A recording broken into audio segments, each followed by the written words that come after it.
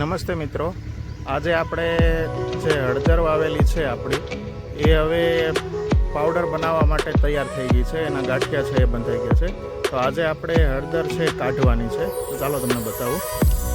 જો આ છે એના ગાંઠિયા, એ એકદમ હવે પરિપક્વ થઈ ગયા છે જે પાવડર બનાવવા માટે. એટલે આપણે હવે એને છે એ ક્યારામાંથી કાઢી લેવાની છે. આને કાઢવા માટે ટ્રેક્ટરે રાપ ઊંડી બેસાડી અને જે રીતે આપણે માંડવી કાઢીએ એ જ રીતે કાઢીએ છીએ. જો આ પપ્પા છે એ ટ્રેક્ટરથી કાઢી રહ્યા છે.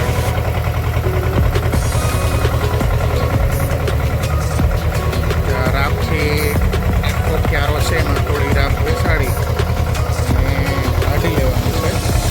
અને ત્યાર પછી જે આપણે માંડવી જેમ ભેગી કરીએ એ જ રીતે આને ખાલી ઉપાડી અને લઈ લેવાની.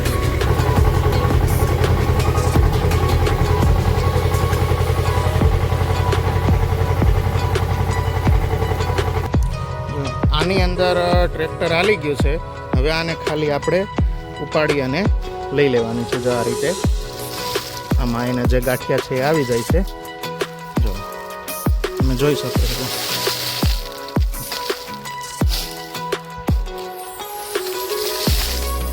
જો આની અંદર છે હળદર.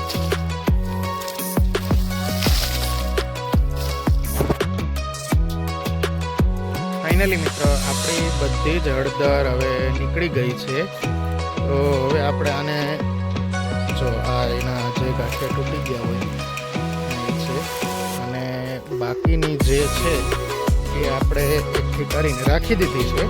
હવે એને 2 દિવસ સુકાવા દેશું. એટલે શું છે કે જો આ ગાંઠિયાની અંદર જે આ ધૂળ છે એ ધૂળ ખરી જાય એટલે આપણને આ જે એના છોડમાંથી હળદર લેવાની સરળ પડે. એટલે ત્યાર પછી બધી એકઠી કરી અને એને હળદર પાવડર બનાવવા માટેની પ્રોસેસમાં જવા દેશું. તમને હળદરના પાવડર બનાવવાની પ્રોસેસ તમને આગલા વિડીયોમાં બતાવીશ. અને કોઈ પણને હળદરનો પાવડર જોઈએ તો અત્યારે એમનો ઓર્ડર ચાલુ થઈ ગયો છે. તો જે કોઈને જોઈએ એ મારો કોન્ટેક કરજો. હું નંબર છે ડિસ્પ્લે પર આપી દઈશ.